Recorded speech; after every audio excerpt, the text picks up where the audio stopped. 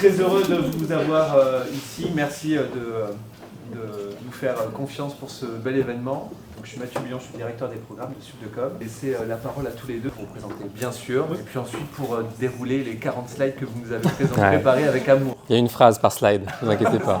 Merci encore une fois, bonne masterclass. Je me présente, moi je suis donc Antoine, j'ai cofondé l'agence Hypersten avec Quentin en 2016, donc je suis designer graphique avant tout. J'ai plein d'autres casquettes, donc je fais aussi pas mal de motion.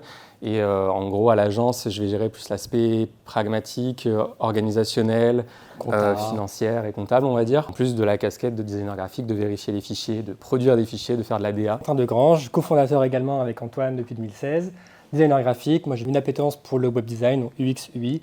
C'est en plus ma casquette. Pas du tout en motion parce que je ne comprends rien et j'aime pas ça. J'aime bien faire l'école client, etc. Plus suivi client. Plus suivi client et aussi exécution graphique, vérification des fichiers que l'équipe peut produire. Voilà. On est les petites mains et aussi les cofondateurs et aussi donc on est un peu touche à tout. L'agence s'appelle Hypersten. On est l'agence de design qui cultive des grandes ambitions, que ce soit pour les territoires, les marques et aussi les écoles. C'est à peu près nos 3 grandes spécialisations. On est une agence de stratégie, de branding et après d'activation 360. Et toujours dans une notion d'engagement avec nos clients, de partenariat et de co-construction. C'est quelque chose qu'on trouve qui fonctionne vraiment. Impliquer les clients, c'est ce qui fait que ça fonctionne encore mieux au quotidien en termes de relations, en termes d'efficacité du branding. Donc voilà, c'est un peu notre manifeste, si on peut résumer ça en quelques lignes. Peut-être juste pour revenir sur la co-construction, en gros, comment ça se traduit à l'agence, on va vraiment s'impliquer dans l'entreprise avec laquelle on collabore. Donc on va aller rencontrer les équipes, faire des interviews. Quand c'est des entreprises internationales, on va faire des interviews à distance, en anglais, en différentes langues. Et sinon, quand on rencontre les équipes vraiment, on fait des ateliers sur place, sur plein de thématiques différentes pour recueillir un maximum d'infos et data. Et après, nous, on se considère comme des catalyseurs. Donc on va récolter les data, les ingérer, les maturer. Et après, c'est ce qui va nous permettre en production, en création, de reprendre les éléments qu'on aurait eu en atelier ou pendant les rendez-vous ou pendant tout ce qu'on a pu se dire en physique pour s'en servir justement, pour s'appuyer sur ces points-là, sur de la DA et dire voilà, en gros, en termes de valeur, il y a ça qui est ressorti pendant les ateliers.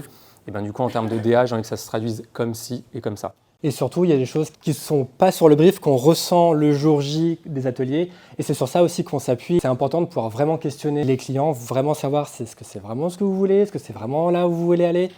Surtout que le client a sa vision des choses, mais ce n'est pas forcément la bonne.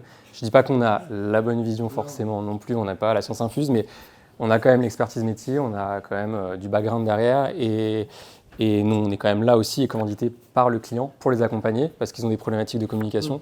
Donc l'idée, c'est même s'ils ont formulé un brief, c'est de... moi, je pars du principe, et même on le fait avec les équipes, à remettre en question les choses. À dire, OK, tu fais ça, mais pourquoi ? T'es sûr de toi? T'es sûr que vraiment, en faisant comme ça va fonctionner? Et si oui, pourquoi? Et sinon, pourquoi? Et puis, on se rend compte aussi que factuellement, ce qu'on peut proposer, nous, en interne, c'est pas ce qui va pouvoir être déployé derrière, parce que du coup, les équipes sont pas les mêmes, sont pas assez formées à la communication, les logiciels, Donc, on se rend compte aussi des possibilités que derrière, on peut mettre en place pour eux. On adapte et on anticipe les problématiques clients pour pas derrière faire des trucs qui serviront à rien et qui ne seront pas utilisés dans 1, 2, 3, 4, 10 ans. Puis Hypersten, donc voilà, on est 5, bientôt 7. On a quelques spécificités, donc on est très engagé en termes d'éthique sociale, sociétale, environnementale. Donc on est membre 1% pour la planète. Concrètement, ça veut dire quoi? Ça veut dire que chaque année, on reverse 1% de notre chiffre d'affaires à des organismes ou des associations de défense de l'environnement, de différentes causes. En plus de ça, on est aussi membre Lucie. C'est un organisme qui en gros fait de la certification RSE et de la formation RSE. Et nous, on est membre de la communauté Lucie et on est en pleine certification ISO 26000. En gros, c'est une certification qui couvrira nos engagements environnementaux, sociétaux, etc. Depuis l'année dernière, on a pris la décision de faire 4 journées par an de bénévolat. Donc en gros, les collaborateurs viennent avec nous, on va dans une structure. L'année dernière, on a fait au Resto du Cœur à Cannes. Ça va aussi dans la vibe qu'on veut faire de côté RSE, le côté éthique. Nos engagements, ça a du sens. Puis on fait aussi, pas du mécénat, mais on aime bien aussi pour certaines associations pouvoir proposer nos services, mais un peu moins cher, ou même quasiment beaucoup moins cher. Et voilà, globalement, après, on a des récompenses internationales, donc on en a 28 actuellement. Pourquoi? Pas juste pour dire qu'on est meilleur, mais plus pour se challenger nous. On aime bien se dire, OK, forcément, c'est nous qui sortons les projets, donc on en est fiers et on est trop contents de ce qu'on fait. Mais c'est surtout de se dire, OK, sur la scène internationale, qu'est-ce qu'on vaut? Et du coup, c'est toujours cool de pouvoir un peu jauger de notre travail et d'être aussi jugé par nos pairs. Quentin l'a évoqué brièvement, mais en gros, on a des horizons de clients assez différents. Donc on a travaillé autant avec de l'université, des écoles comme vous par exemple, mais en vrai on travaille aussi avec beaucoup de grands comptes, des startups. Enfin voilà, on a vraiment des choses très très variées, c'est ce qu'on aime au quotidien, parce que travailler avec la Sorbonne / travailler avec l'Express, c'est très différent. Donc voilà, c'est des choses qu'on adore au quotidien, mais ça permet de ne pas s'ennuyer. Et là du coup ce qu'on va faire, c'est qu'on va vous présenter rapidement 4-5 projets sur lesquels on a travaillé, et après on entrera un peu plus dans le dur du sujet. Du coup, Soft, c'est un projet qu'on a terminé l'année dernière, mais qui se poursuit parce qu'en fait ça se produit chaque année. Le Soft, c'est en gros le grand rendez-vous des dirigeants engagés en région PACA, donc ça se passe à Marseille. La première édition, c'était l'année dernière. Donc on a eu la chance, en fin d'année dernière, du coup, de faire l'identité de l'événement. Donc ça se passait à l'hôtel de région de Marseille, donc vraiment un événement hyper sympa, avec des belles têtes d'affiche. Donc on a pensé toute l'identité, une identité modulaire, avec cette idée de bloc, avec un logotype qui serait aussi modifiable chaque année pour inclure la date tout simplement. Donc c'est un marché public, donc un appel d'offres qu'on a remporté, ça remonte à 2-3 ans déjà. Ça devait être 2021, 2022 ouais, je je sais crois. plus trop. Et du coup, pour eux, on a fait toute la partie, la refonte de l'identité visuelle, tous les supports de communication, les accompagnements. Et eux, ils voulaient quelque chose, enfin, on n'a pas l'ancien logotype, mais l'idée c'était de ne pas tout casser, c'est de faire une amélioration, une évolution, mais pas une révolution du logotype. Autre projet, donc European Business School, c'est un beau projet sur lequel on a bossé et qu'on continue de bosser sur le sujet. Donc pour eux, typiquement, c'est l'exemple parfait de ce que disait Quentin, c'est-à-dire que European Business School, ils avaient fait une refonte identité 1 an avant qu'on arrive, mais du coup ne fonctionnait pas, n'était pas en lien avec les valeurs de ce qu'était vraiment l'European Business School, etc. On est venu un peu donner un coup de pied dans la fourmilière. Et on a vraiment questionné les choses et du coup on a abouti à cette identité. Donc là le logotype que vous voyez là c'est un logotype, mais en fait il y en a des dizaines pour vous faire un peu un laïus, parce que du coup on l'a imaginé en logotype modulaire, c'est-à-dire que toute la partie de gauche c'est une partie qui ne bouge pas, c'est le socle commun en gros de la pédagogie, c'était un peu la sémantique qu'on voulait raconter, et je ne sais pas si on en voit d'autres, voilà, là vous voyez une variante par exemple du logotype, mais en fait la terminaison de droite, on a plein de variantes différentes pour former des E. Et du coup, en fonction de ce qu'ils veulent raconter, ils ont plein de différents. On peut s'en servir en trame, on peut s'en servir dans plein de contextes différents. Et puis ça représentait aussi l'unicité et le caractère individuel de chaque étudiant, leur parcours, d'où ils viennent, ce qu'ils veulent faire, comment ils veulent évoluer. C'est pour ça qu'on a pensé le truc modulable. Et derrière, on ne voulait pas juste faire un logo qu'on cache dans un coin et on n'en parle plus. Le but du logotype, c'était de vraiment le faire vivre dans tous les supports, notamment en super gros dans de l'affiche, qu'ils deviennent vraiment acteurs du support et pas un petit peu caché en signature. C'est vraiment ce qu'on aime bien faire aussi, c'est pouvoir créer des logotypes et juste pas les cacher, mais s'en servir et que ce soit vraiment une force et un marqueur vraiment important du branding. Caisse d'épargne rapidement, donc on a fait du branding, on a fait de la scéno ça c'est au Palais des Festivals, pour des conférences, on a fait du rapport d'activité, du rapport RSE, on a fait des vœux, on a fait du motion design, on a fait plein de petites choses. Pluritech du coup, typiquement c'est le client sur lequel aussi on a mis les mains dans le cambouis, sans faire de mauvais jeux de mots un peu nuls. C'est dans le domaine des mobilités, surtout qu'en plus il n'y a pas de cambouis parce que c'est dans le domaine des mobilités électriques, donc ils n'ont pas d'huile de moteur ni rien. C'est plutôt des batteries. Et en fait, Pluritech, à la base, ils ont 3 pôles de compétences, la formation, la réparation, en gros, et un peu la R&D. Mais du coup, c'était très daté et c'était assez peu structuré. Nous, du coup, on est venu vraiment mettre les mains dedans en réfléchissant à leur business et leur dire « Ok, aujourd'hui, vous vendez ça, pourquoi vous vendez ça ? Comment nous, on peut, avec le branding, restructurer les choses pour avoir vos 3 branches ?» Donc, du coup, on a conçu une identité hyper minimaliste, donc ce carré noir, juste travail typo avec 2 graisses différentes, une typo qu'on aime beaucoup, et du coup une nouvelle signature de marque, donc laboratoire des mobilités. À la base ils n'en avaient pas, c'était juste formation, réparation et quelque chose comme ça. Je sais même plus. Pluritech avec un camion, une voiture et un truc un peu... Vraiment le truc hyper cliché.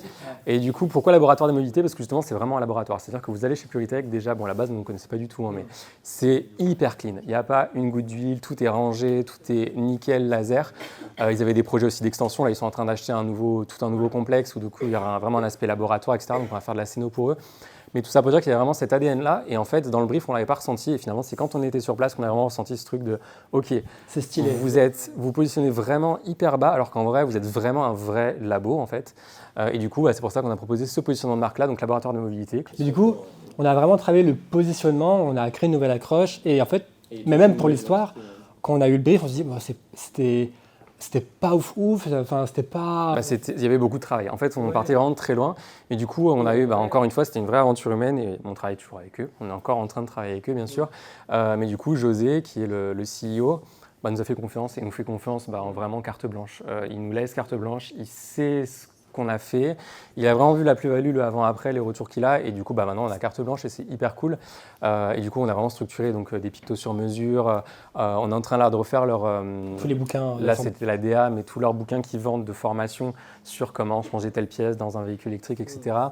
On va faire la signature donc, du bâtiment, enfin, voilà, on a vraiment pensé l'ensemble. En fait, on a fait une identité aussi avec beaucoup de granularité qui rappelle, on a fait pas mal de motion et pas mal de social media là-dessus, mais en gros, un aspect avec beaucoup de grains pour rappeler la carrosserie des voitures. En fait, on voulait pas être dans le cliché, mais on voulait juste suggérer, un peu comme Apple pourrait le faire. Et donc, du coup, on a sur chacun des supports digitaux ce carré noir avec derrière des effets de fluide, de grains, de métal un peu qui serait mouvant. On rentre enfin dans le vif du sujet. C'est quoi une agence de communication et comment ça marche? Donc la création de la structure, donc en gros il y a plein de solutions différentes. Quand on crée une agence, globalement on est une SAS. C'est la solution la plus classique on va dire, qui permet d'être plusieurs au sein de la SAS, sinon c'est une SARL. Et globalement c'est le plus simple, c'est ce qui permet d'avoir des associés, de partager des parts sociales, d'avoir une structure morale, donc d'avoir une vraie structure de société, gérer les fonds, etc. Après, il y a d'autres choses, il y a d'autres formes. Donc... Il y a aussi l'auto-entrepreneuriat, où c'est la forme la plus simple de l'entreprise. On peut aussi faire des groupements où on est plusieurs freelances à travailler ensemble au sein d'une structure. Donc il y a plein de choses qui fonctionnent. En fait, l'idée, c'est vraiment de savoir ce que vous voulez faire, avec qui vous voulez le faire. Est-ce que vous faites tout seul? Est-ce que vous voulez vous lancer petit à petit? Est-ce que vous voulez vraiment lancer une structure? Est-ce que vous voulez être employé? Ça dépend vraiment de vous, de ce que vous voulez faire, de ce que Est-ce que ça nécessite de créer vraiment une structure déjà? Ouais. La vraie question. Est-ce que vous voulez vraiment le faire? Est-ce que vous êtes... Parce qu'on va y venir, il y a plein de points positifs, il y a aussi plein de points négatifs. Donc il faut vraiment se poser les bonnes questions. Et bon, après, rien n'est immuable, c'est parce que vous lancez quelque chose que vous allez forcément... Enfin, c'est pas grave, ça peut aussi ne pas marcher et s'arrêter.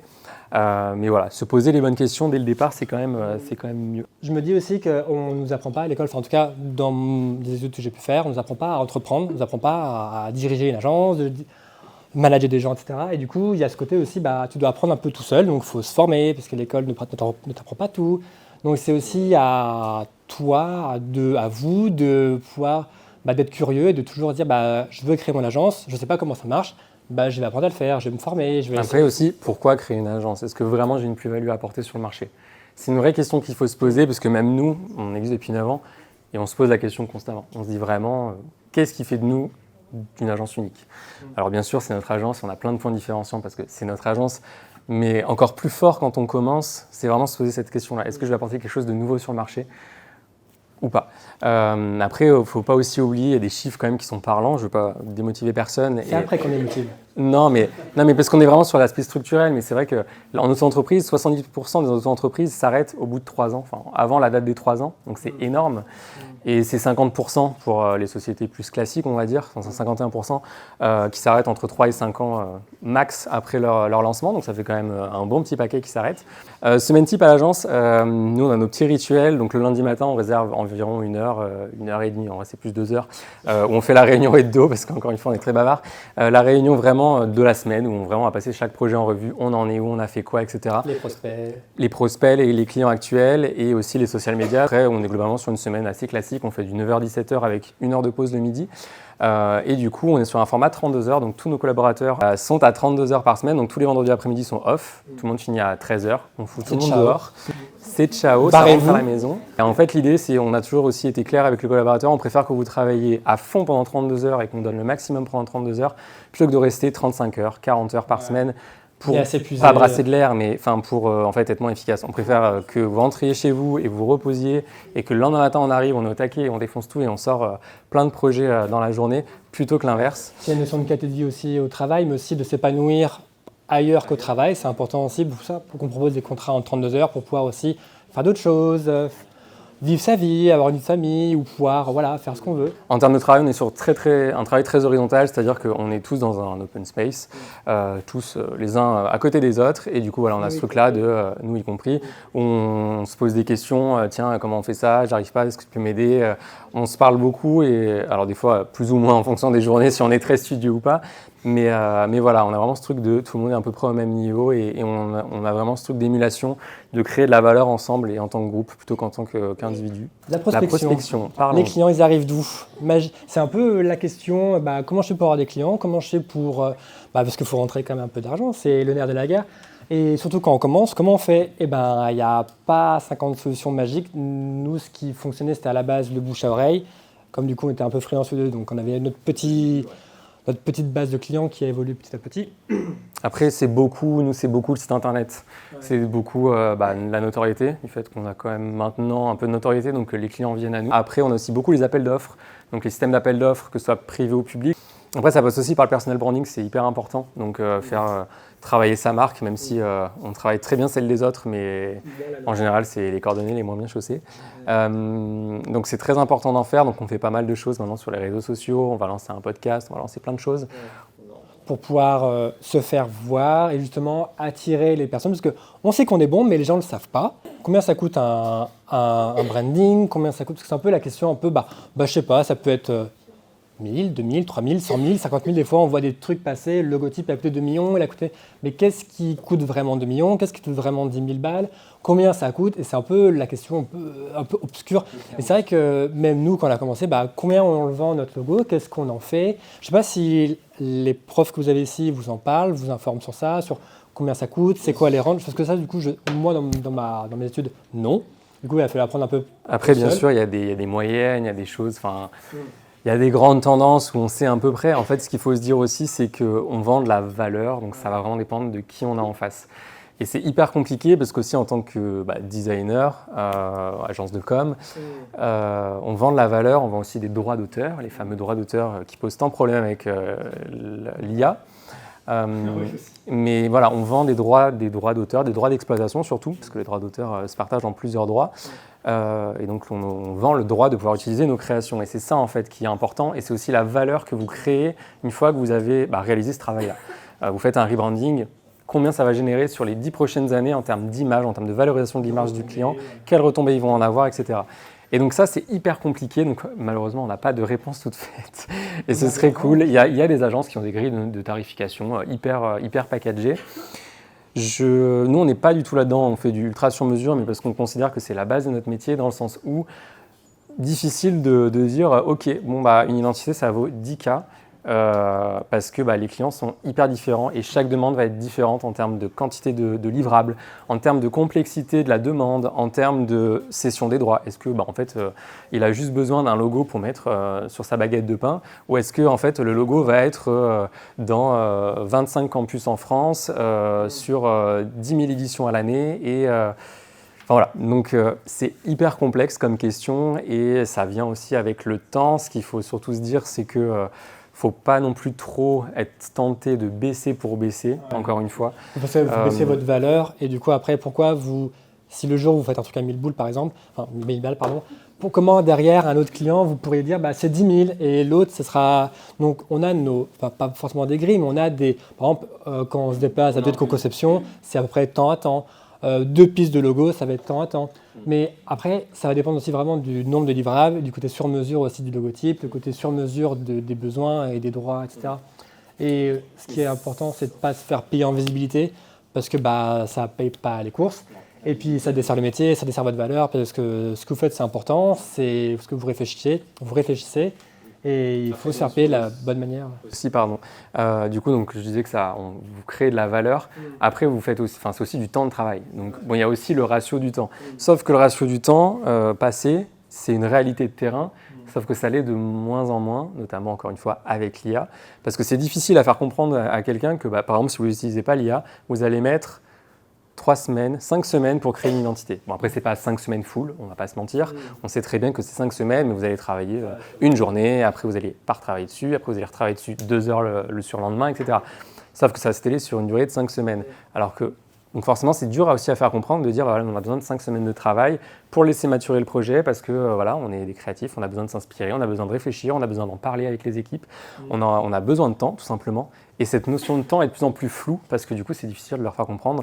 Mais en fait, avec l'IA, je peux avoir un logo en 15 secondes. Ok, mais comme tu peux avoir un logo en 15 secondes sur un générateur de logo qui existait déjà avant l'IA. Mais est-ce que vraiment c'est ton identité ? Bah pas vraiment en fait, parce que tu as juste mis 3 lignes sur un moteur, non mais c'est vrai, sur un algorithme qui ne te connaît pas, qui n'a pas réfléchi à ta problématique. Toi, tu as formulé ça avec tes mots, mais est-ce que tu as vraiment fait une vraie demande qui reflète vraiment tes besoins et tes problématiques en tant que structure? Et puis qui va prendre aussi tout ce qui existe aussi, donc les droits d'auteur, les choses qui ont déjà été faites par le passé, les tendances, quand on y revient, les tendances, ça va tout prendre en compte, machin, mais en fait, ça a pas. Oui, ok, c'est un logo, mais à quoi ça. Est-ce que vraiment ça va être votre identité? Est-ce que vraiment vous allez créer de la valeur qui va être pérenne sur 10 ans? J'ai un doute. On a quand même un super métier et ça, en tout cas, nous, on voit la chance qu'on a tous les matins d'ouvrir l'agence. On fait notre petit café tranquille, on parle avec les collaborateurs et tout. C'est vraiment trop bien. On a un cadre de travail que nous, on adore, qui j'espère est plaisant pour les collaborateurs, mais je pense que oui. Non, mais on est vraiment contents et c'est vrai qu'on est dans la création, on doit s'inspirer, on peut participer à des événements, on apporte une vraie expertise et en vrai, même si on peut considérer que c'est un métier futile, la communication, si vraiment on réfléchit vraiment, on a un vrai impact aussi sur la société, sur les mentalités, sur les changements d'habitudes, etc. Donc on a un vrai rôle aussi sociétal, je pense, à mener. Et de tout temps, en vrai, le design, que ce soit dans la signalétique, que ce soit dans les affiches, etc., ça a toujours été des prises de parole fortes qui ont fait parfois bouger les choses. Et donc voilà, donc on trouve qu'on a le meilleur métier du monde. Pour l'anecdote, en faisant cette presse, je me notais les arguments. Qu'est-ce que j'aime bien, qu'est-ce que j'aime moins, machin. Et en fait, putain, en vrai, c'est cool. Parce que quand tu es dans ton quotidien, ça fait 10 piges qu'on fait ça, on se dit putain, voilà, il y a des négatifs qui prennent plus souvent le dessus sur le négatif, ça dépend aussi de ta personnalité, etc. Mais aussi, c'est bien de se dire putain, en vrai, c'est cool, ça m'appartient, c'est notre agence, c'est nos logos. Et même si c'est pas votre agence, c'est cool. Si vous êtes bien dans l'agence dans laquelle vous êtes, si vous avez l'ouverture, si vous savez que vous pouvez évoluer, si vous êtes en phase avec les valeurs, c'est pareil, c'est quand même une super aventure. Du coup, alors on en a parlé, donc on peut choisir avec qui on travaille, donc ça c'est cool. Donc je vous souhaite d'être responsable communication ou pouvoir être dans les structures chez l'annonceur ou pas, ou avoir votre agence ou pas, de pouvoir choisir, et je vous le conseille vivement, avec qui vous travaillez. Et ça va vraiment déterminer tout le reste. Parce que justement, vous serez épanoui dans ce que vous faites, vous serez en adéquation aussi avec tout ça. Et en fait, juste être clair. Dès le départ, vous commencez quelque chose, vous êtes clair où vous voulez aller. Nous, avec Quentin, ça a été très clair. C'était un no-go sur tout ce qui était dégueulasse en termes d'énergie fossile, en termes d'éthique, les animaux. Pareil, on a été contacté par des labos qui faisaient des tests sur les animaux. On a dit non merci. Non merci. Pareil, il y avait des il y aura sûrement d'autres personnes qui diront oui, c'est très bien. Et ils ont forcément dit oui. Mais voilà, après ça dépend. Voilà, on a vraiment une éthique qui est très forte et ça nous différencie. Et du coup, ça en devient un argumentaire commercial. C'est-à-dire que du coup, quand on dit ça aux prospects, forcément, ça apporte de la plus-value. On ne prend pas n'importe qui. Et on croit aussi au projet et c'est important de croire au projet, de pas dire bof, c'est pas ouf. Alors que par exemple pour Puritech, au début, on disait ça n'a pas l'air d'être ouf. Et en fait, en creusant, en discutant avec le dirigeant, on se dit putain, en fait, c'est trop stylé. Et ce qu'il fait, ça apporte vraiment de la valeur. Et je suis content de travailler pour ce client, j'en suis fier. C'est pour ça que si ça va dans le sens de partenariat, je suis fier de travailler avec eux. Ils sont contents de travailler avec nous aussi pour telle et telle raison. Il ne faut pas non plus se leurrer en termes de ratio client. Il y a toujours des clients qui sont un petit peu moins fun que d'autres. Ça n'empêche pas que même s'ils sont peut-être un peu moins fun, ils sont peut-être hyper cool en termes de personnes humaines, même si le projet qu'ils portent est un petit peu moins fun. C'est le jeu aussi, on ne peut pas faire, ou moins bien payé, voilà, mais on ne peut pas avoir que des projets cool qui payent bien avec des personnes fun. Nous, vraiment ce qui est très important, c'est que la personne soit vraiment sympa, que l'aspect humain soit là. Après, si le projet est un tout petit peu moins fun, à nous de le rendre fun, à nous de faire en sorte que on propose un design qui va peut-être aller au-delà de ce qu'ils pensaient ou alors un axe un peu différent. Et ça aussi, c'est quelque chose qu'on fait. Du coup, voilà, donc l'agence, c'est aussi bien d'autres choses. Donc, on a un petit shop avec des petits prints. Vous pourrez venir en récupérer à la fin qu'on vous offre. Donc, on fait de la risographie avec un studio de riso à Paris. Donc, on fait des petits prints qu'on vend sur notre shop. On fait un peu des petites créas comme ça, un peu des side projects pour se faire kiffer. En fait, c'est cool on a notre agence, on a la structure, on fait de l'argent, on a des clients, etc. On aime bien aussi faire autre chose et se faire kiffer d'autres manières. Et du coup, par exemple, l'ambition qu'on a avec Antoine, c'est de pouvoir ouvrir en 2026 notre agence à Londres. Parce qu'on se dit qu'on voudrait, on a le modèle où on ne veut pas être plus de 10 par structure. Donc à Cannes, dans le local, on ne voudrait pas être plus de 10, 8-10. Parce qu'après, on ne veut pas être une grosse agence avec 50 personnes ou 100 personnes et être un gros groupe machin. On préfère avoir plusieurs antennes un peu partout, à taille humaine, parce qu'on trouve ça quand même plus important et garder ce côté proximité, de lien direct avec nos clients, nos collaborateurs, bref. Et on se dit, pourquoi s'emmerder à prendre du temps et à ouvrir une agence à Lyon ou à Paris alors que c'est déjà surbooké, alors qu'on pourrait prendre un peu plus de temps, un peu plus d'argent, un peu plus de tout, mais faire un pas un peu plus grand, d'aller à Londres directement. Du coup, voilà, après d'autres projets un peu dans les tuyaux, c'est aussi des podcasts. Il y a aussi les Cannes Lions qui arrivent bientôt à Cannes et du coup, on a une série de vidéos qui vont être lancées. On a une chaîne YouTube qui est en préparation. Enfin, on a plein d'autres projets, c'est ça qui est aussi cool en termes d'agence et d'avoir son agence. C'est sûr que l'avantage, c'est qu'on fait ce qu'on veut. On en a parlé, après, voilà, le négatif, c'est sûr qu'entreprendre, c'est du temps long déjà et c'est aussi tout le temps. C'est-à-dire que quand on a son propre business, on y pense tout le temps. On a l'aspect financier, alors plus on grandit, plus on a des gros problèmes, parce que forcément quand on a des collaborateurs, faut être sûr qu'à la fin du mois on a assez d'argent pour les payer, il faut qu'on gère les soucis du quotidien. Aussi, l'entrepreneuriat, c'est pas pour tout le monde, et c'est pas un gros mot, ça demande beaucoup de travail, mais genre vraiment énormément de travail, et il y a certaines personnes qui ne se sentent pas, ou qui préfèrent plutôt être employés, collaborateurs, etc., et c'est ok, mais pour dire que, tout le monde peut entreprendre, mais tout le monde ne peut pas bien entreprendre, ou tout le monde, il faut vraiment savoir, et c'est pour ça qu'on préfère en parler maintenant. Ça demande beaucoup de temps, c'est un travail 24/7.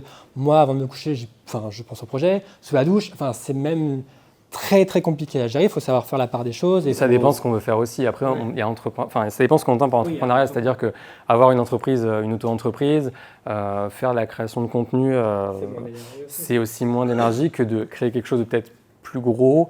Ça dépend où vous voulez aller. Nous, on a toujours une vision très claire où on voulait plusieurs agences, des employés, etc. Créer quelque chose dans le temps qui dure et qui durera après nous. C'est vrai que c'est très prenant, donc mentalement. C'est hyper prenant mentalement, physiquement, c'est fatigant. Pour vous faire un peu un débrief de la semaine, on a bossé, moi perso, j'ai fait les trois premiers jours de cette semaine, donc à l'agence, à gérer les projets avec les collaborateurs. On a des stratégies à sortir, etc. Hier, j'étais sur Digne-les-Bains toute la journée. Aujourd'hui, on est avec vous. Demain, on retourne sur Nice pour autre chose. Des fois, on est sur Paris, on revient. Le lendemain, on est sur un autre sujet. On part à Londres. C'est aussi physiquement épuisant si vraiment on veut se donner les moyens de réussir. Et c'est compliqué quand même de réussir. Oui, parce qu'il y a cette notion aussi de liberté d'entreprendre qu'au tout début, tu dis « Ah, chouette, je peux m'organiser comme je veux, je peux faire ça, nanana, trop cool, trop stylé ». Mais oui, mais sauf qu'il faut pouvoir bouffer, nanana, puis après tu as des collaborateurs, du coup il faut avoir du business. Et du coup, il y a ce côté aussi, la liberté, mais oui, mais à double tranchant aussi. Et des conseils à l'appel, du coup vous l'avez compris, l'éthique, la rigueur, la responsabilité, ça c'est vraiment des choses qui nous lead. Et je pense que c'est un bon conseil à vous donner. Soyez hyper droit dans vos bottes et c'est ça qui fera la différence. Et je pense que sur le long terme, c'est la meilleure solution. Nous, on est toujours aussi très dérangés quand on voit des choses où l'éthique est un peu comme ça, ou qu'on fait vraiment passer l'argent avant tout. En 2025, avec les problématiques environnementales qu'on a, moi je ne comprends pas qu'on arrive encore à tenir certains discours. On a aussi une responsabilité en tant que professionnel, surtout dans notre domaine. On crée quand même des affiches, des choses qui vont être imprimées. On a quand même un impact aussi visuel. On a pas mal on a un vrai rôle à jouer. Donc soyez au rendez-vous aussi, c'est aussi sur vous que ça va se jouer. Le truc qu'on aime bien aussi, c'est de se faire avoir, c'est important pour apprendre. Et en fait, au début tu te dis « Oh putain, j'ai pas fait signer mon devis, je me suis pas fait payer, machin », mais en fait, après, ça te donne des armes pour te dire la prochaine fois, je saurai faire. Ou j'ai perdu l'appel d'offres, pourquoi j'ai perdu l'appel d'offres, nanana. Et de toujours questionner, en fait, l'échec, c'est vraiment le meilleur moyen pour vraiment se faire avoir, c'est vraiment le meilleur moyen. Et c'est pas juste un truc bullshit, c'est physiologiquement et psychologiquement un vrai truc. On apprend beaucoup plus dans l'échec que dans la réussite parce que du coup, après, si tant est que dans l'échec, on assume ses responsabilités et qu'on comprenne que moi j'ai merdé, j'ai fait telle et telle bêtise, pourquoi, comment, et là du coup on avance. Et on apprend beaucoup plus de cette manière-là et c'est hyper important, même nous, ça fait donc 9 ans qu'on a l'agence. On apprend constamment sur plein de sujets, sur l'aspect gestion de l'entreprise, sur l'aspect managérial, sur l'aspect même dans le design, dans notre corps de métier, on apprend tout le temps. Donc pensez pas que vous sortez de l'école, vous savez tout. En vrai, on sait rien, même nous on sait rien, on va dire. On est encore au début du truc. On est encore au début du début, donc pas se reposer sur ses acquis. Ça revient à dire aussi que l'école, c'est vraiment pas la vraie vie. C'est pas très corpo. Ouais, désolé, mea culpa. Mais pas corpo, mais l'école, c'est pas... On a la chance de travailler justement avec beaucoup d'écoles pour plein de sujets. Donc on côtoie beaucoup d'étudiants, on prend aussi des alternants, des stagiaires. Et on voit le gap énorme entre la sortie des études, l'entrée dans la vraie vie professionnelle. Encore une fois, c'est en fonction de vous placez votre éthique, votre exigence, etc. Mais il y a un gap, donc soyez-en conscients. Anticipez, formez-vous, regardez, posez des questions. Parce qu'en vrai, l'école, ça reste une période hyper intéressante parce que vous voyez plein de choses, vous êtes entouré de super profs. Et c'est le moment où vous avez aussi du temps. Alors, vous pensez que vous n'en avez pas, mais en vrai, vous en avez quand même. Justement, je et voulais c'est juste ce rebondir moment-là, dessus, quoi. parce que généralement, quand tu es à l'école, tu dis « Oh, on n'a que 3 mois pour faire ce projet, oh, j'ai pas le temps, machin ». Sauf que derrière, dans la vraie vie, vous n'avez pas 3 mois pour faire un projet, c'est beaucoup plus rapide. Moi, je me souviens… You wish avoir 3 mois. Ouais, you wish. Moi, je me souviens à l'école, j'ai pas le temps de rendre ça, j'ai pas le temps de rendre ça. Mais franchement, vous avez large le temps. Et juste un dernier conseil aussi, des fois, quand on vous demande de faire quelque chose, un rendu, etc., faites-en plus. Pour votre book, pour vous, pour le client. C'est toujours un petit truc en plus. Et si on vous demande 100% du job, faites-en 110 ou 120%. Si vous apportez de la valeur, Un petit motion, un petit 10% truc. de plus sur 100% du job, c'est pas énorme non plus. Mais même pour un client, ça fera toujours plaisir. J'ai fait ci, j'ai fait ci. Allez, vas-y, ça m'a pris X temps. J'ai fait un petit motion. Vous pouvez l'utiliser sur votre site.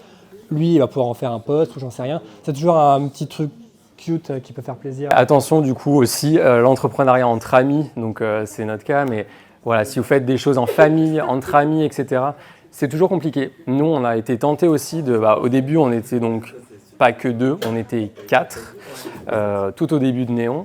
Ça s'est fini finalement que nous 2, parce que du coup, les 2 autres personnes en face étaient trop éloignées justement de notre éthique et de nos valeurs. Mais du coup, c'est toujours un peu touchy, on est toujours tenté, la famille, les amis, c'est des choses, ça se fait. C'est très rare que ça fonctionne parce qu'il y a des enjeux émotionnels qui sont très forts et c'est souvent très compliqué de gérer l'aspect émotionnel et l'aspect beaucoup plus pragmatique du business. Surtout au quotidien, ça va, mais après, quand il y a des choses plus financières, plus pragmatiques, et du coup, c'est difficile d'avoir la tête froide quand on est dans ces cas de figure-là. Quand il y a de l'argent en jeu aussi, les têtes vrillent vite aussi. Et du coup, le conseil, si vous voulez faire ça, mettez bien les choses au clair dès le début. Faites pas forcément signer le papier, mais vraiment, soyez vraiment au même diapason. C'est pas grave de faire des choses très formalisées, mais au moins tout le monde est au clair et tout le monde est protégé dès le départ. Vous savez ce que fait chacun, ce qu'aura chacun, comment ça fonctionnera pour bien chacun. les rôles. Parce que les choses orales qui sont dites sont parfois très différentes quand justement il y a de l'argent en jeu. Quand après il y a un projet à 100 000, ou qu'à la fin de l'année il y a 100 000 € de bénéfices, qu'est-ce qu'on fait de ces 100 000 € de bénéfices? Est-ce qu'on les laisse dans la caisse de la société pour faire plein d'autres projets, lancer une agence à Londres, lancer un shop? Ou est-ce qu'on se dit, OK, 100K, allez, on prend 50K chacun et let's go, on va à Bali pendant 2 mois, quoi. C'est tentant, mais sauf que c'est bien, mais c'est pas voir sur le long terme. Donc en vrai, c'est aussi hyper important d'être très aligné dès le départ, de savoir comment vous voulez faire, avec qui vous voulez le faire. Si on vous demande de bosser gratos, comment derrière vous justifiez un prix? Par exemple, c'est 30 000, c'est 40 000 de budget, sauf que derrière, ils vous demandent de faire la strat, le logo, le machin. Tout ça, vous l'avez fait en 2 semaines, 3 semaines. Et comment tu justifies derrière que ça vaut 40 000, 50 000, 100 000, j'en sais rien. Donc, en vrai, on vous conseille si vous demandent de bosser gratos, dites non, ou alors demandez un dédommagement, un minima. Et du coup, on arrive à la fin. Du coup, bossez. N'hésitez pas à bosser en plus. Votre personal branding, faites plus. Faites juste plus que ce qu'on vous demande. Allez plus loin. Et ouais, la réussite, c'est pas que l'argent non plus. Je sais que c'est peut-être compliqué et c'est tentant avec les réseaux sociaux. Nous, on voit, on est sur Instagram, on est sur TikTok. Ça paraît easy. Sur TikTok? Non, moi je suis pas sur TikTok, mais j'ai Insta, j'ai plein d'autres réseaux et en vrai c'est tentant de se dire ok, on peut faire 100K, 50K, etc. C'est hyper tentant. Qu'est-ce que vous voulez faire? Comment vous voulez le faire vraiment? Posez-vous les bonnes questions. Est-ce que c'est vraiment être ancré dans la réalité? Est-ce que l'argent ça fait tout? L'argent ça fait beaucoup. L'argent contribue au bonheur, malgré ce qu'on peut en dire, mais ça fait pas tout. Donc voilà, à vous de voir. Et c'est tout bon pour nous. On va pouvoir passer aux questions.